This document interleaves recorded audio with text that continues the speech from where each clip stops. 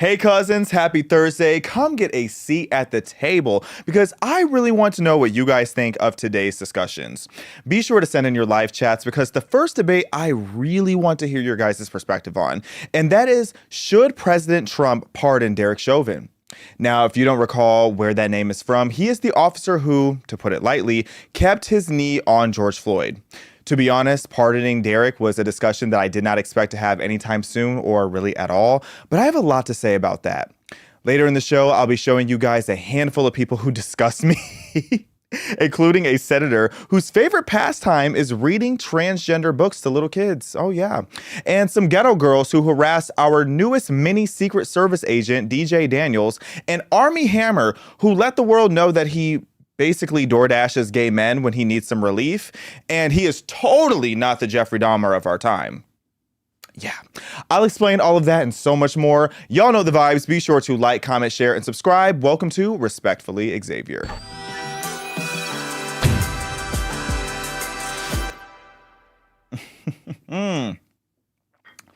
First and foremost, you guys, it is March, which means that here at PragerU, it is Double Match Month. If you guys are not familiar with PragerU, which I'm assuming by now you are, we are a 501c3 nonprofit. We make educational content, pro-American content. We talk about values. We make curriculum, well, basically curriculum for students, teachers, everybody, you name it, educators who are looking for some resources that are not biased, that are not woke, that are not corrupt. We do all of that because of your guys' support. And this month, if you would like to help us keep PragerU videos free and keep making alternative educational resources for kids that are struggling in these woke schools, please consider making a tax-deductible donation today. And again, your whatever you put in will be doubled. So if you give $1, we'll make it $2. So go to PragerU.com, check out all of our great content, especially PragerU Kids if you are a parent or a teen or even a young middle schooler, but I don't think that y'all are watching this show. But either way, Double Match Month, take advantage of it. We appreciate all of your support. Now, getting into this first discussion, again, I really did not think that we were ever going to talk about this, but y'all remember Derek Chauvin. Now, Derek Chauvin is sentenced to prison for about 22 and a half years, and it's because of everything that happened in 2020 with George Floyd. His mugshot is so frightening to me and so menacing. Like, that man just looks like he has been through it. It's giving sleep paralysis demon low key. But Derek Chauvin, not a laughing matter. This is the man who has been in prison because of everything that happened with George Floyd. Now, I really shouldn't even have to rehash to you guys just how chaotic that is, even though I do feel like people have kind of put rose-colored lenses on when they look at how chaotic and messy 2020 was with BLM and the Summer of Love. But if you don't know by now, there were so many factors of that situation that were completely overlooked and that people did not want to talk about, and you weren't allowed to talk about online for many, many years. Not only would you get canceled, but a lot of the times you would be deplatformed. Now, at this point, if you don't know most of this information that I'm about to say, then you really just need to catch up. Like, facts. George Floyd had fatal levels of fentanyl in his system. Fact. George Floyd said that he could not breathe before he was even on the ground. He was still in the car saying that he could not breathe. Fact. George Floyd had two pre-existing heart conditions that made it extremely likely for him to have just go into cardiac arrest at pretty much any time. In fact, the autopsy showed that there was no evidence of airway destruction or strangulation that was a direct cause of death. So with all of this going on, plus you factor in the heightened emotion that was around this case and people making it into a race war, and even though there was truly not anything to prove that this situation was racially motivated, it still led to the chaos that we know of BLM, which is an organization I am so sick of talking about. I feel like every time I hear BLM, I just want to melt away and just go to a different decade, because they are just so over and done with. But they are potentially going to make a renaissance with this new movement that is going on, where people are calling to pardon Derek Chauvin. And with all the things that I just said and all the factors that I just said, I don't really think much of any of those were considered in the courtroom, at least not to the extent that they arguably should have been. But shout out to Ben Shapiro. He had a take on this that I thought was interesting, and he is one of the people who is spearheading the movement and of as far as pardoning Derek Chauvin. So I want you guys to hear Ben in his own words. If we are issuing pardons, however, there is one person that President Trump should pardon from federal charges forthwith. It would be incredibly controversial, but I think that it's absolutely necessary. That person is Derek Chauvin. President Trump should, in fact, pardon Derek Chauvin. He should. He should pardon him his federal charges. If we are talking about reversing the evils of the last several years in American life, obviously COVID and its handling was a massive evil. Destroyed the economy, set us on a path to fiscal insanity, destroyed children, led to massive health-related cover-ups, just horrifying all the way around. And President Trump has taken on a lot of those things.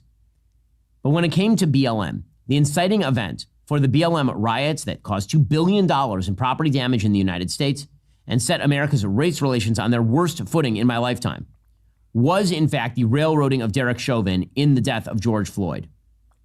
The evidence demonstrates that Derek Chauvin did not, in fact, commit murder of George Floyd. George Floyd was high on fentanyl. He had a significant pre-existing heart condition. George Floyd was saying he could not breathe before he was even out of the car. He was in the car saying he could not breathe. Derek Chauvin, for large segments of even the tape that was shown, had his knee on George Floyd's shoulder or back, not on his neck. The autopsy of George Floyd showed that he had no damage to his trachea, that probably George Floyd died of excited delirium. There were no accusations, even at trial, that Derek Chauvin had committed a hate crime against George Floyd or that he targeted George Floyd because of his race. Nonetheless, on the basis of extraordinarily scanty evidence, and despite the fact that there was massive pressure on the jury. So those are the words straight from Ben Shapiro, who is leading a petition of getting Trump to pardon George Floyd. Not George Floyd, Derek Chauvin. And now, with all due respect, I disagree. And what we're not going to tolerate, I don't want to hear any Ben Shapiro slander. Don't do too much. Don't do too much, because we're allowed to disagree. I align with Ben Shapiro on a lot of things, but I don't align with him on this. And I have a number of reasons why. And this is, again, why I want to hear what you guys have to say. So don't do too much on Ben now. I'm seeing Ben in a few weeks. That's my friend. So first thing I want to say again, if you don't know all the information that Ben Shapiro just said, then you really need to catch up. I'm sorry, you are way too far behind. And, I would say at this point, just only look forward to the future. But there are certain basic things of our recent history that I feel like people need to know the truth about. Otherwise, there's going to be this attempt to rewrite history that I am not having. So when it comes to this whole situation, first of all, this is bad PR for the entire right, let alone Trump. But this is bad PR for everybody involved, because this messaging is basically saying that we are about to go back to 2020 after making all this talk about how we're ready to move forward, going back to 2020 and re-sparking the whole conversation about Derek Chauvin, about George Floyd, and all these different factors that I thought that we were already beyond.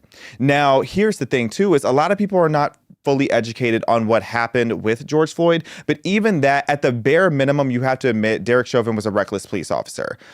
He's not a good cop. He doesn't have a good record. His record is actually very, very terrible. He should have had his badge taken away a long time ago. And although it is a fact that there was no proof of strangulation, there's a clear lack of regard that Derek Chauvin had for George Floyd's life at that point. So while I don't think that Derek is necessarily guilty of all the different elements of that situation, he at the very, very least was a very reckless police officer. Now, pushing to pardon him is also an interesting debate in the sense that it does nothing. There's literally no net benefit to it. And the reason I say that is because President Trump's power is able to pardon him in a federal sense. And Derek Chauvin's sentencing is about 21 years federal, but it's 22 and a half years in state sentencing. So even if President Trump today went and pardoned Derek Chauvin still would have to remain in prison for the rest of his term because of his state sentencing. That 22 and a half year sentence is longer. And honestly, he'd probably end up in a worse situation if he was pardoned federally, because if he goes to a state prison, that means he's going back to Minnesota, which we know is under the ruling of Tim Walz. And you know good and well that Tim Walz is not about to let Derek Chauvin out of prison.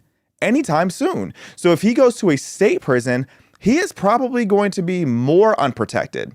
So I don't really see a net benefit in trying to pardon him.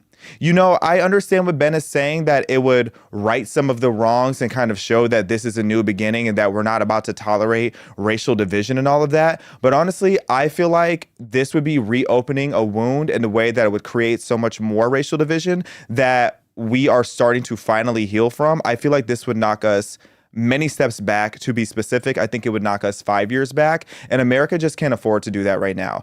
Instead of pardoning Derek Chauvin, how about we build a border wall first? How about we end the wars that are overseas that we have our foot in first? How about we figure out what Diddy was doing first? There's so many things that we could be doing in America first, rather than worrying about Derek Chauvin and just basically giving him the validation of, oh, you're not as bad of a guy as we thought as a country, but you still have to remain in prison for 22 and a half years. There really, to me, just is no net positive to this whole situation. So yeah, that's how I feel. What do you think, Mr. Rodriguez? I think it's a messy situation, an unfortunate one too. I think that this is going to be drawn out for some time, and to be honest, I don't have too much of an opinion on it formulated yet, because I feel like I'm still in the midst of doing my own research. But just hearing you bring up these points, I think, are quite valid. And so I can say that I think this is definitely going to spark up a lot of debate, and I think that the internet is going to be completely just swarmed with just long paragraphs after long paragraphs, especially after this video from Ben Shapiro and now you commenting on it. I think it's going to be an interesting time, because even right now, as I'm reading in some of the comments, people are just, hashing it out. So What are some people saying? So we got some right here. Let's see what we got. We got some people that are really like saying, oh yeah, based on what this guy is saying, all the people that Biden pardoning, no, that's not important. There was one here that was really good. I'm trying to find it in the moment. Well, if you find it, just let me know later. We can maybe circle back to Yeah. it. But yeah, you guys keep sending in your comments. I love to see the discourse after of what you guys think of the whole situation. It is interesting. I understand what Ben is saying, and no Ben Shapiro slander. Don't do too much. Do not do too much. But yeah, I just don't see it being something that's worth diving too deeply into. So let's go ahead and move on along. Next, I want to talk about these transgender bedtime stories, because nothing says stick it to the man quite like convincing a child to mutilate their genitals. So Senator Alyssa Slotkin, she was the person that was selected from the left to go and pretty much rebuttal against everything that Trump had to say at his first joint union address of his second term. And she was also one of the biggest leaders when it comes to keeping men in women's sports. She's very much in favor of keeping biological men in women's sports.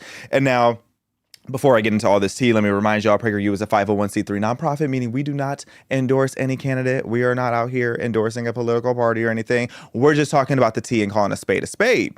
So I just find it funny how, as it was announced to us that Senator Slotkin was going to be talking to all of us, or talking to Trump and basically giving her rebuttals to Trump, this video resurfaced of her reading transgender children's books to little kids. Let's play that clip. I don't mind being different. Different is special. I think what matters most is what a person is like on the inside. And inside, I'm happy. I'm having fun. I'm proud. I am jazz. First of all, this is how I know that these people don't even know trans people. Because what do you mean inside you're happy and having fun? The amount of mutilation that goes into like these hormone blockers, like if you really go and listen to people who are honest about this, the process of transitioning, their body goes through hell. Okay. And when I sit there and I see this and I see that this is the way that the left likes to make their point and bring their point across by reading transgender bedtime stories to these little kids, the left is never beating the groomer allegations. I just have to say it. Okay, why are you reading about this to little kids? I just do not understand, nor do I want to, what is going through these people's heads when they're constantly trying to put this ideology onto young kids, whether it's sexuality, gender identity, which is still just such a scam when you look into the history of it. No matter what angle that you're approaching it from, let these little kids be kids. Do kids even play Red Rover anymore? Because I used to tear that game up because I had a whole strategy. I was going in there like a little torpedo. Okay? Kids don't even play hopscotch these days. They are instead playing like Yahtzee about gender or something. Like, it's getting out of control. It is really getting out of control. And I feel like it's taking away the innocence of children that they deserve. And it's just so unfair to these kids. And I just don't see how they see this as anything beyond grooming, where you're putting these ideas into kids that maybe I am a little different. What little kid doesn't feel a little different? Can we go there? What little kid doesn't feel like there's something a little different about them on the inside? They don't even know what's going on the inside. Kids don't even know what they're comparing themselves to. So you're telling kids, oh, you feel different on the inside? Maybe you need to go on puberty blockers and mutilate your genitals. Please. That is insane. And what I really don't understand is how the left is constantly talking about how oppressed and how difficult the lives is of the LGBTQ plus. I was trying to put in some extra letters. Child, there are so many letters in that thing at this point. What is it? LGBTQ? I think there's 2 Q's, or is it 2 I's and then an A? Then there's 2 spirit on there now. And they talk about how this whole community is so oppressed and has it so hard and so difficult. Then why are you constantly trying to convince more people to go and be a part of that community? If you know that being a transgender youth is such a difficult experience, then why are you constantly trying to persuade kids to go down that route and to create complications in their life? To me, it's giving death cult, because to me, it just seems like you want these kids to all be infertile for a whole little, depopulation situation. But we're not going to go there today, because then y'all really start thinking I'm in my tinfoil hat, which I am. But it's really sad to see how determined even elected officials are to get these little kids to be so drastically confused about every element of their life. And what I've really come to realize is that mental illness is being romanticized in our culture. It really is. There's this glamour and this glitz that they have added to mental illness that is truly getting out of control. And I really feel like these people who are making such a stance on this, they're doing it because they hate conservatives more than they love America. And specifically, they hate conservatives more than they love American youth. Speaking of American youth, did you guys see DJ Daniels?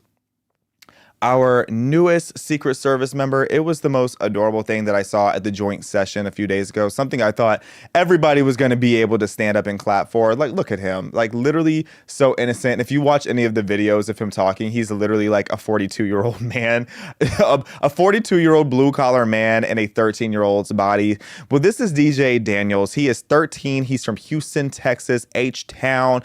And he has had 13 brain surgeries over the last 6 years due to his fight with brain cancer.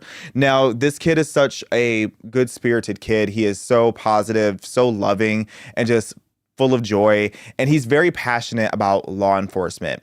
And his story has been making waves all over the internet. And there was some light shined on him over at the joint session. Let's play that. Let's have a good feel-good moment. I am asking our new Secret Service Director, Sean Curran, to officially make you an agent of the United States Secret Service. Watching this live, I literally almost cried. He's so beside himself.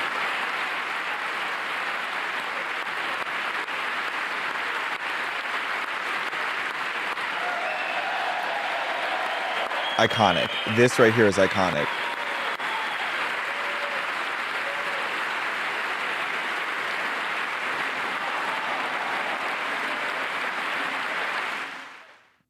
Oh, that just makes my heart so happy. This was one of those moments that you would think that everybody would be on board of, just like, this is just one of those moments that should bring Americans together. But of course, it's one that divided Americans. But before I even go there, before I even drag the left for how they reacted to this beautiful moment, I want to talk about how DJ really just got the last laugh. He really did. Because when this started going viral, this video resurfaced because he was already, at this point, an honorary police officer at multiple departments, I believe. He was in multiple law enforcement departments already as an honorary member. And because of that, he often wears his police uniform and he goes around just living his life. And this video surfaced of these ghetto ratchet goblins. And just play the clip. Play this hood rattery. For real, sir.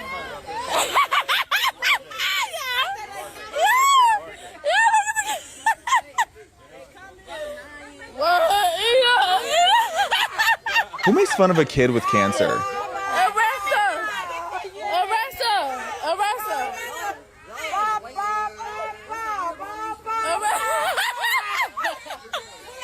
What's she supposed to be doing? The wiggy dance? Arrest her! He said, what's she supposed to be doing? The renegade? He better clear her.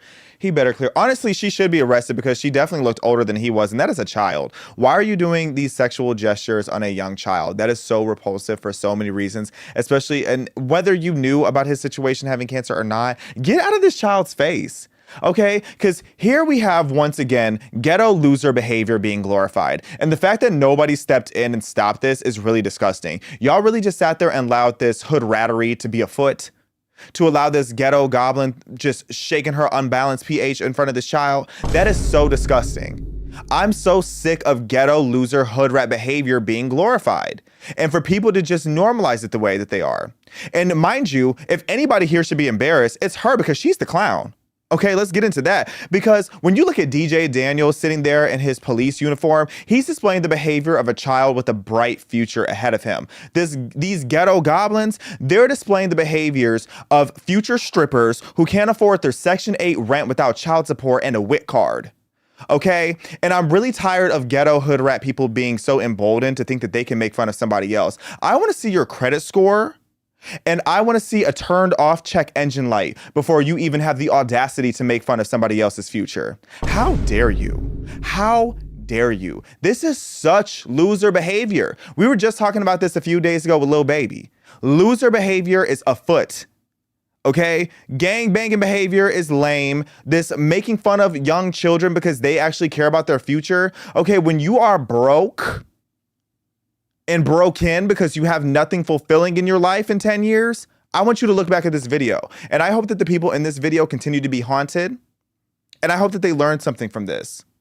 But meanwhile, DJ Daniels, he's out here living his best life. He's out here a member of the Secret Service. He's out here fighting the good fight. He is fighting cancer. And I'm so proud of DJ Daniels. And people kept trying to people on the left kept trying to make this into such an overly political moment, because first people were talking about how can Trump bring him up there when he's cutting cancer research? Please, y'all are so disingenuous. Y'all know good and well what Trump proposed. And again, this is not me getting super political. This is 501c3 nonprofit, mind you.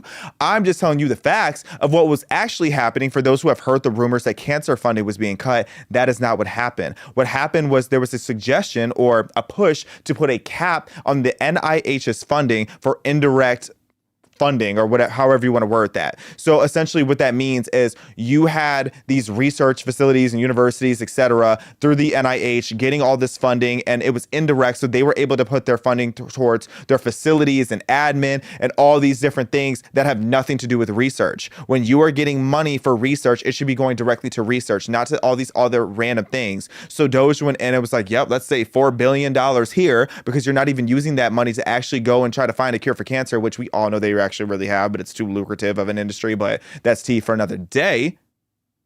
But stop trying to act like he was cutting the funding for cancer research. No, he was making it, or trying to make it, so that the funding is more direct towards finding a cure and better treatment for cancer for people like DJ Daniels, who again, in the last 6 years has had 13 surgeries on his brain.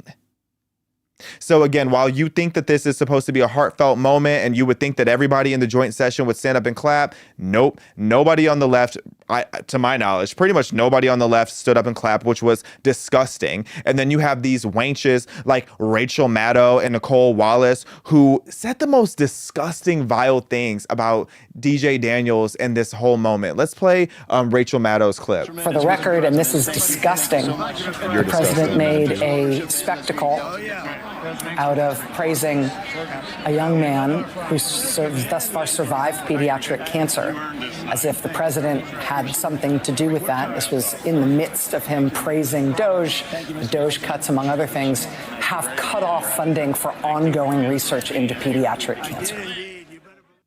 First of all, I'm irritated by her haircut. Her haircut looks really stupid. Second of all, girl, nobody is out here pretending like President Trump, that nobody is out here acting like President Trump is who cured his cancer or fought against his cancer. Where did you pull that out? You just made that up. You just made that up for real. Nobody said that. Who said that? Because I would like to see it. How in any way, shape, or form was President Trump giving this 13-year-old boy a moment that he will never forget and a moment that his family and our country should never forget? You take this and say that that's President Trump pretending like he fought his cancer? When did Trump say that he was a surgeon or like a cancer researcher? Y'all just make up anything about people on the right. It's really getting ghetto. And then Nicole Wallace, she said this with her tired self, but I think looking this unbathed. is a lesson in finding one thing that you let yourself feel. And I let myself feel joy about DJ. And I hope he's alive for another, 95 years, right? And I hope he lives and the life he wants to live. He wants to be a cop. He knows what he wants to do. And maybe when you have childhood cancer, that crystallizes for you. And I hope he has a long life as a law enforcement officer. But I hope he never has to defend the United States Capitol against Donald Trump supporters. And if he does, I hope he isn't one of the 6 who loses his life to suicide. And I hope he isn't one who has to testify against the people who carried out acts of seditious conspiracy and then live to see Donald Trump pardon those people. What kind of grown woman sees a child having such an incredible moment and immediately goes to, I hope this kid doesn't take their life? What? Like, how is that even what went through your head? Are you okay, sweetheart? Like, I feel like sometimes I almost go crazy trying to understand how crazy people think. You see this 13-year-old child having a moment of his dreams coming true in real time. And that's what you have to say? You bring up January 6th? Okay. Newsflash, young ethnic children do not have to agree with every single thing that you think. Miss Awful, affluent white, what is awful? Tim Pool always says it. It's like affluent white liberal woman or something like that. Like, come on, girl. Come on. This is just so distasteful. Young black children are allowed to think differently than you. Young black children are allowed to be conservative. They do not have to worship your ideology. And it's okay for you to be happy for a young black child that's conservative or has conservative values when you see that they're having their dreams come true. Because I just find it interesting how conservatives saw a child's dream coming true and the left saw a terminally ill child as a pawn to attack conservatives. That's the difference between these two sides. How dare you? So how dare these two wenches on TV? And how dare those ghetto goblins and their hood rattery? Because twerking on a terminally ill child is crazy. Speaking of twerking, let's move along to our goofy of the day.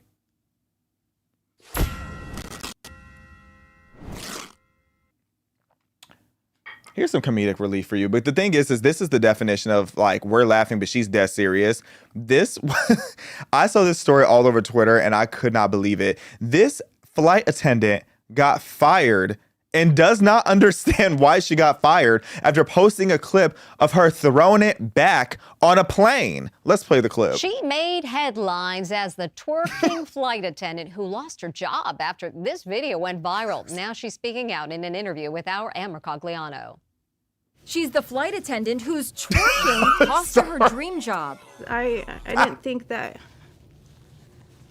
being so happy can turn into something like this. Nell Diallo was having a great time dancing and twerking in the aisle on an empty plane before an early morning flight. I decided to just take advantage of the moment to wake myself up and kind of get myself hyped up for my day, basically. She posted the video on TikTok Do that at home. along with the caption, "What's wrong with a little twerk before work?" But after the video went viral, she says Alaska Airlines fired her. What did they say to you? They just said that I broke their social media policy. Nell had only been on the job for 6 months. She says she was twerking to celebrate the end of her probationary period. Why did you decide to post the video? And I was really proud of myself that I came so far. I just didn't think that my video and my post and the way I was dancing. That's enough. I gotta acknowledge, the first thing that was most shocking about this whole thing to me was that this was Alaska Airlines and not Spirit, because this was so Spirit coded. Really, I thought it was Frontier because everybody talks about Spirit. I've never flown Spirit because,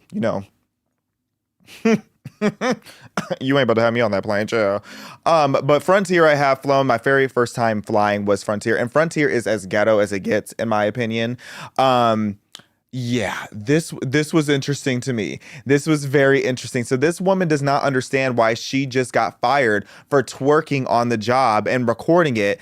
And there's just so much to unpack within this. And it just says a lot about where our society has gotten to at this point. Because one of the craziest part is that she really doesn't understand what she did wrong. She got on TV crying because she does not understand why she just got fired after posting herself twerking in the aisle on a plane that she is supposed to be attending to. Do you know how quickly Marissa Strite would fire me if I got on this show and started twerking? That Mr. Rodriguez, the shady name. Marissa, I would never. Shout out to Marissa Strite, Boston CEO, Queen Marissa. I would never do that because I'm a professional. I don't go, and I'm also just a grown man in general, but still, regardless, you don't go to work and start twerking there. There's occupations where you can do that. But you wouldn't be wearing what you're wearing. You wouldn't be wearing anything at all. So it's like, girl, you are in a professional work setting and you are supposed to be acting like it. But instead, you took your goofy self, your goofy grown self on TV to play the victim and sit there patting your tears away because you don't understand why twerking on the job and posting it just got you fired. Plus, like with planes and stuff, there is like levels of confidentiality with that too. And there's levels of just like security and safety risk. Of course, they have a policy when it comes to social media. And what company doesn't have a policy when it comes to social media? What did you think was going to happen? You thought you were just going to have a viral hit moment and that was going to be it? This is what brain rot culture has done to the workforce. Because she really does not understand why she's fired. She's probably still shocked. Again, there is, and don't even do anything. Don't even get in my comment section talking about how I'm always battling this earpiece because y'all always make fun of me for it. I can't stand an earpiece. Okay, y'all are gonna get to know me on a real personal level on this show, and just know first thing first, I can't stand an earpiece, so I will continue to fight with that earpiece. Anyway, there is a time and a place to twerk. In the club where we are all fam. But you might want to sit the club out for a few weeks, sis, because you need to get another job. Yeah. And when you do get another job, you need to look at their social media policy and make sure that it's appropriate before you record yourself twerking on the job. And really, this is the worst possible time that you can do this when it just comes to PR, because it's so funny. At the end of that clip too, she talks about how Alaska Airlines, they wouldn't make a statement about firing her because it's against their policy to talk about employee matters. See, you don't break policy. Professionalism 101. And a policy says you can't post a video of yourself twerking in the aisle. You shouldn't do that, sis, especially at a time where we have planes falling out of the sky. There are planes falling out of the sky. The seat pockets are dirty. Oh, yes, because I know y'all don't wipe those windows down either. The best time to fly was honestly during COVID because everything was clean. But the second the restrictions were gone, those planes are getting nastier and nastier by the day. I shouldn't sit in my seat in first class and there's still warm peanuts on my seat. That's the front of the plane. How did you miss that? Okay? Get to work. You need to get up and go to work. And if you're talking about you want to hype yourself up, gas yourself up for the day, gas yourself up at home. Twerk at home. Be a professional. Moving along, goofy. She was eating up that choreography though. Can I say that? She was kind of eating that up. She was hitting the percolator a little bit, but let me not do too much. Not do much. You ain't about to fire me for dancing on the job chair. Now, let's talk about this messy situation. Do y'all know Armie Hammer? Armie Hammer is one of those interesting actors where I feel like some people think he's like the biggest A-list star, and then some people have no idea who this man is anytime he's brought up. So Armie Hammer, he's been in a bunch of successful movies such as The Social Network. He's been in The Lone Ranger. He has done many of things, been in Hollywood for many, many, many years. But he's also not far from controversy for a number of reasons. But he had some interesting things to say on a podcast. I'm not even going to post a whole screenshot because, child, he was saying some messy stuff. So let me try to censor this in real time. Armie Hammer decided to put his business out there and reveal about his gay queer experience. And it just shows, again, a lot of the problems that we have in our current society. So I'm going to read you this tweet. He says, Armie Hammer reveals he tried hooking up with a man through Grindr because gay dudes have it so easy and women are the worst. He says he tried hooking up with a dude one time because like women are the worst. Gay dudes seem to have it so easy, like so easy. I'm at a restaurant, my phone blows up and it's like Grindr, and someone else is like, I'm at the same restaurant. Do you want to in the bathroom? And you're like, hey guys, I'll be back in 5 minutes. Then he continues to go on about how the situation didn't do anything for him. It's like, first of all, repent for your sins. Because what are you doing DoorDashing gay men? He basically said, I get on the app and then I just order somebody to come handle your business. That is messy. That is messy, and that's there. And I know a lot of y'all are doing it. No shade. If you want to live your life, live your life. But this is information I'm surprised he actually put out to the public. But it really just goes to the problem that we have, one, with instant gratification in our society. 2, dating app culture is getting out of control. 3, we are so far from God's intention of a nuclear family. It's not even funny, where you can literally just get on an app and say, hey, meet me over here in 5 minutes, and y'all just handle business and keep it moving. That's crazy. That's really where we have gotten to as a society. And he's putting this out there just like bragging about it because it's just public thing. It's just a public thing that people are doing now. That is messy. But also it's a bit misogynistic. He's talking about how women are the worst because women don't give it up fast enough and more conveniently enough for him. It's like, and I don't use the term misogynistic lightly. I feel like that's one of those terms that have been overexposed by the left where it pretty much has no meaning. But it is pretty creepy and just shows a bit about your mentality where you think that women owe you the ability to, you text them and they're like, oh yeah, let's go meet in this closet. Let's go meet in this pantry and handle your business because you need some kind of relief. That's just dirty. That sounds like it burns when you pee. Okay, honestly, dare I say, Armie Hammer, I'm inducting you into the Hall of Fame of Hoetry. You are entering the Hall of Fame, right up there with Ashley St. Clair, and right up there with Casey Anthony. Yeah, we added her last week or earlier this week too. That is just dirty, and it really reeks of addiction. A lot of you really underestimate how much not only corn is an addiction, but sex is an addiction within itself too. If it is that serious for you that you need to leave a dinner to go handle your business like that, I feel like you need therapy and maybe even a little bit of rehab because it's getting out of control. And it also shows that you are so deprived of actual fulfillment that DoorDashing some random person's body for your pleasure is going to give you gratification. I feel like people get to that situation because they constantly are looking for the next fix. And when you're constantly looking for the next fix, it eliminates your desire to find somebody that's actually going to have you happy for the rest of your life. And not everybody's meant for marriage. Not everybody's meant for all that. I'm not even going that deep into the conversation. It's just DoorDashing some random person to meet you in a bathroom is just dirty. Now, part of what my problem is with Armie Hammer too, and let me say allegedly as many possible times as I can as I talk about the allegations against him. But have y'all heard the Armie Hammer is a cannibal? Allegedly. Have y'all?